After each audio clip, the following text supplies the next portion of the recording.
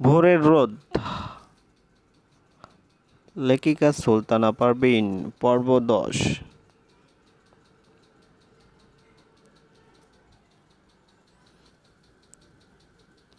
যে কটা দিন তুমি ছিলে পাশে, কেটেছিল নৌকার পালে চোখ রেখে।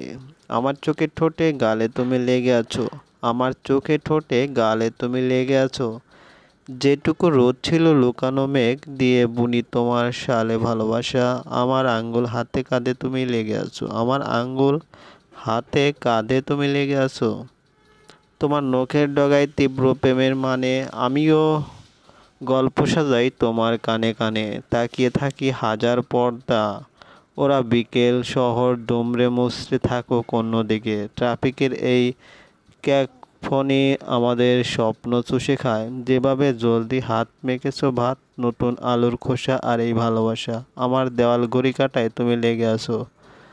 যেমন জড়িয়েছিলে ঘুম ঘুম বরফ মাসে, আমিও খুঁজি তোমায় আমার আশেপাশে। আবার সন্ধেবেলা ফিরে যাওয়া, জাহাজ বাসি, বুকে পাথর রাখা আর মুখে রাখা হাসি। যে যার নিজের দেশে আমরা স্রোত কুড়োতে যাই। যেভাবে জলদি হাত মেখেছো ভাতে, নতুন আলুর খোসা আর এই ভালোবাসা। আমার দেওয়াল ঘড়ি কাটায় তুমি লেগে আসো।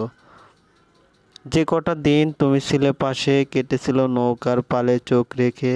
আমার চোখের ঠোঁটে গালে তুমি লেগে আছো। আমার আঙ্গুল হাতে কাঁধে তুমি লেগে আছো। তোমার চোখে ঠোঁটে গালে আমি লেগে আছি। তোমার আঙ্গুল হাতে কাঁধে আমি লেগে আছি। রোদের বলা কথাগুলো ভাবতে ভাবতে হঠাৎ ভোরের কানে রোদের গলার গুনগুন গান। মুখ তুলে রোদের দিকে অবাক চোখে তাকালো। গান শেষ করেই রোদ ভোরের মুখটা দুহাতে তুলে ধরে ভোরের ঠোঁট জোড়া নিজের ঠোঁটের বাঁধনে আটকে দিল। একটু পরে সরে আসতেই ভোরের বন্ধ করে রাখা চোখের দিকে তাকিয়ে রোদ হেসে ভোরকে শুয়ে দিয়ে ভোরের মুখের দিকে তাকালো। রোদের উষ্ণতা নিঃশ্বাস চোখে মুখে এসে পড়ার ভর আরও বেশি লজ্জায় লাল হয়ে চোখ মেলে তাকাতেও পারছে না। রোদ ভোরের ছোট্ট আঙুলগুলো নিজের আঙুলের ভাঁজে আটকে নিয়ে ভোরের কানে আলতো করে একটা চুমু খেয়ে কানের কাছে মুখ নিল।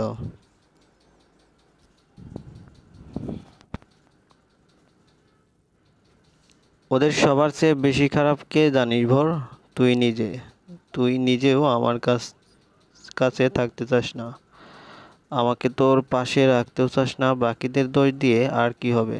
মাঝে মাঝে তো মনে হয় ওরা সবাই মিলে তোর ইচ্ছেটাই পূরণ করতে চাইছে। রোদ কথাগুলো বলতে বলতে ভোরের গলায় ঠোঁট ছুঁয়ে দিয়ে দুষ্টমিতে মেতেছে। আর ভোরের কানে এখনো রোদের বলা কথাগুলো বাজছে। রোদের আদুরে ছোঁয়া আজ ভোরের ঘোর কাটাতে পারছে না। ভোরের কোনো রেসপন্স করছে না দেখে রোদ মুখ তুলে ভোরের মুখের দিকে তাকালো। মেয়েটা একমনে কি এত ভাবছে যে রোদের ভালোবাসাটাকেও পাত্তাই দিচ্ছে না। রোদ কয়েক সেকেন্ড ভোরের ভাবুক মুখটা দেখে এবারে ভোরের গলায় মুখ গুজে দিয়ে আলতো করে কামড় বসালো। ভোর এবারে চমকে উঠে রোদকে শক্ত করে আঁকড়ে ধরল।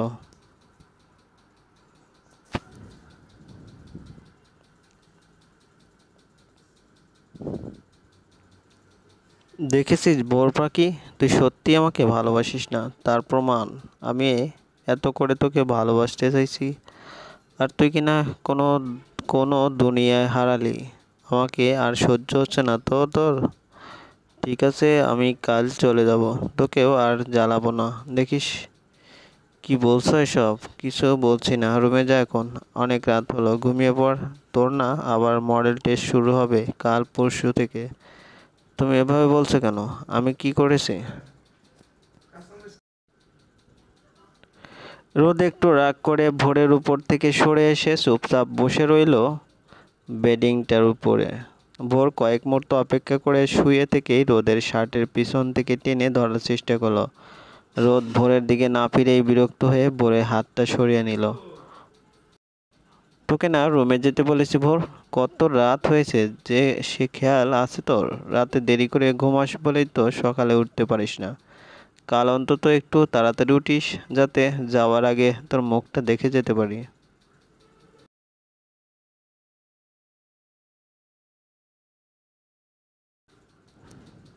তুমি থাকো সেটা আমি চাই না, এই কথা কেন বললে তুমি?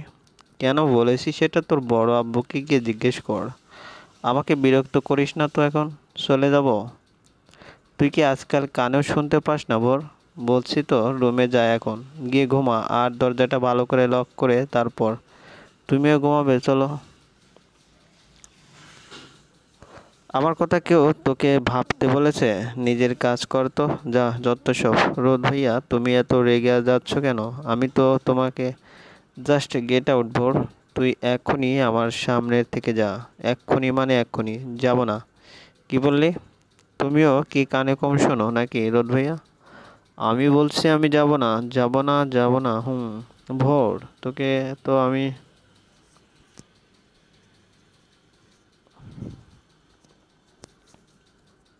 রোদ রেগে গিয়ে উল্টো দিকে ঘুরে ভোরের দিকে চোখ পড়তেই থমকে গেল। ভোর একদম সোজা হয়ে বেডিংয়ের উপরে গা এলিয়ে দিয়েছে। ছাদের আধো বাতাস একটু পর পর এসে ঝাপটা দিয়ে সরিয়ে দিয়ে যাচ্ছে ভোরের পরনের জর্জেটের টুকটুকে রাঙা শাড়িটা।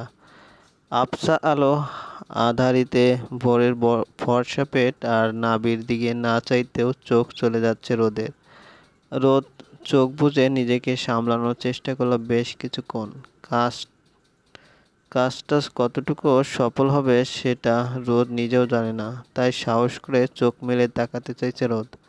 অবশ্য চোখ জোড়া এই বন্দিত্ব স্বীকার করতে চাইছে না। চোখ জোড়া যেন আজ পণ করেছে রোদের সমস্ত সংযম ভেঙে দিয়ে।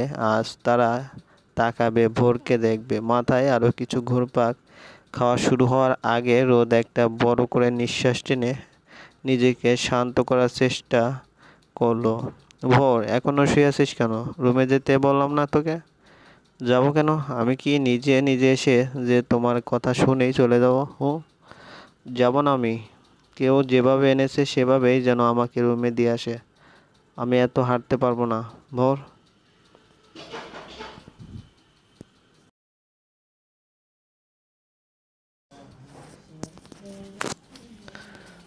ইতিহাসের ধারাবাহিকতায় বাংলায় নবাবী শাসন চালু হয়। নবাবরা প্রথম মুঘল সম্রাটদের অধীনে থাকলেও পরবর্তীতে তারা নিজেদেরকে স্বাধীন ঘোষণা করেন। নবাব মুর্শিদ কুলি খান বাংলার প্রথম নবাব। 1717 সালে বাংলার স্থায়ী সুবেদার নিযুক্ত হন এবং রাজধানী ঢাকা হতে মকসুদাবাদ মুর্শিদাবাদ-এ স্থানান্তর করেন। নবাব আলীবর্দী খান, আসল নাম মির্জা মুহাম্মদ আলী, বাংলার প্রথম স্বাধীন নবাব। মারাঠাদের বর্গী হাত থেকে বাংলার জনগণকে রক্ষা করেন। নবাব সিরাজউদ্দৌলা 1756 সালে ইংরেজদের কাশিমবাজার দুর্গ দখল করেন। 1756 সালে কলকাতা জয় করে নামকরণ করেন আলীনগর। 1756 সালে মণিহারি যুদ্ধে শওকতজংকে পরাজিত করেন। 1757 সালে ইংরেজদের সাথে আলীনগরের সন্ধি করেন। 1757 সালে পলাশীর যুদ্ধে ইংরেজদের নিকট পরাজিত হয়ে বাংলায় মধ্যযুগের শাসনের অবসান ঘটে। বাংলার শেষ স্বাধীন নবাব 1764 খ্রিস্টাব্দে বাংলার শেষ নবাব মীর কাসিমকে পরাজিত করে ইংরেজরা সমস্ত বাংলায় আধিপত্য বিস্তার করেন। বাংলা অধিকারের জন্য সুবেদার হিসেবে ইসলাম খানকে প্রেরণ করেন। তার আমলে ইসলাম খান কর্তৃক বারভূঁইয়াদের দমন করা হয়। তার আমলে ইসলাম খান কর্তৃক বাংলার রাজধানী রাজমহল হতে ঢাকা স্থানান্তর। 1610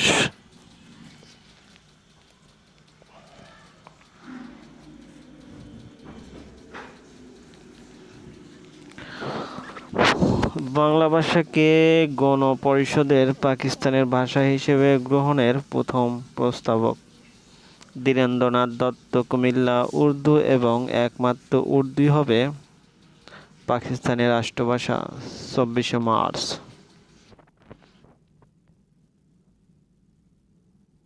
বাংলাদেশের পতাকা প্রথম উত্তোলন করা হয় 2রা মার্চ 1971। প্রথম অস্থায়ী সরকার গঠিত হয় 10 এপ্রিল 1971 সালে। বাংলাদেশ প্রজাতন্ত্র ঘোষিত হয়েছিল 17 এপ্রিল 1971। বাংলাদেশ অস্থায়ী সরকারের রাজধানী ছিল মেহেরপুরের মুজিবনগর। অস্থায়ী সরকারের রাষ্ট্রপ্রধান ছিলেন শেখ মুজিবুর রহমান। খেতাবপ্রাপ্ত মহিলা মুক্তিযোদ্ধা ক্যাপ্টেন সেতারা বেগম ও তারা মন বিবি। বীরশ্রেষ্ঠ মতিউর রহমানের মৃতদেহ পাকিস্তান থেকে ঢাকায় আনা হয় 24 জুন 2006।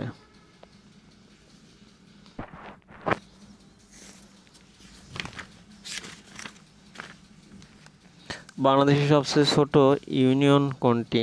Saint Martin. বাংলাদেশের প্রথম জাতীয় সংসদ নির্বাচন কবে হয়? 7 মার্চ 1973। জাতিসংঘ সাধারণ পরিষদের প্রথম বাংলাদেশি সভাপতি কে? হুমায়ুন রশিদ চৌধুরী। কর্মসংস্থান ব্যাংক প্রতিষ্ঠিত হয় 1997 সালে। সেন্ট মার্টিন দ্বীপের আয়তন কত বর্গ কিলোমিটার? 9। বাংলাদেশে পরমাণু শক্তি কমিশন গঠিত হয় কোন সনে? 1973 সনে। ঢাকায় বাংলার রাজধানী স্থাপনের সময় মোগল সুবেদার কে ছিলেন?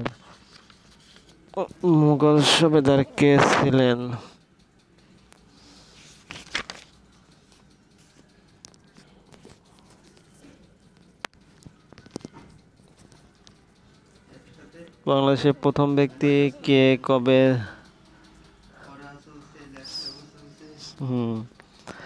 বাংলাদেশের প্রথম ব্যক্তি হিসেবে কে কবে যুক্তরাষ্ট্রের সর্বোচ্চ বেসামরিক সম্মাননা প্রেসিডেন্ট মেডেল অব ফ্রিডম লাভ করেন? আউলিয়ার শহর কোনটি? সিলেট। বাংলাদেশের কোথায় মৌর্য শিলালিপি পাওয়া গেছে? বগুড়ার মহাস্থানগড়ের শহীদ মিনারের স্থপতি কে? হামিদুর রহমান। সাবাস বাংলাদেশ ভাস্কর্যটির শিল্পী কে? নিতুন কুণ্ডু। ঢাকার বড় কাটরা ও ছোট কাটরা শহরের কোন এলাকায় অবস্থিত চকবাজার? জাতীয় স্মৃতিসৌধের স্থপতি কে? মইনুল হোসেন। মিশুকের স্থপতি কে? হামিদুজ্জামান। উত্তরা গণভবন কোথায় অবস্থিত? নাটোর। বাংলাদেশের লোকশিল্প জাদুঘর কোথায়? সোনারগাঁয়ে। গারো উপজাতি বাস করে ময়মনসিংহ ও টাঙ্গাইলে। গারো উপজাতি বাস করে ময়মনসিংহ ও টাঙ্গাইলে। এরা পুনর্জন্মে বিশ্বাসী। সাঁওতালরা বাস করে রাজশাহী ও দিনাজপুর জেলায়। রংপুরে বাস করে রাজবংশীরা। সিলেটে বাস করে খাসিয়া উপজাতি। মুসলমান উপজাতি পাঙ্গন হাজংদের আদিবাসী কোথায়? ময়মনসিংহ ও নেত্রকোনা। বাংলাদেশের উপজাতির পারিবারিক কাঠামো পিতৃতান্ত্রিক। মারমা। আউলিয়ার শহর কোনটি? সিলেট। আউলিয়ার শহর কোনটি? 12 আউলিয়ার শহর কোনটি? চট্টগ্রাম। 12 আউলিয়ার শহর কোনটি? চট্টগ্রাম। বাংলাদেশের কোথায় মৌর্য শিলালিপি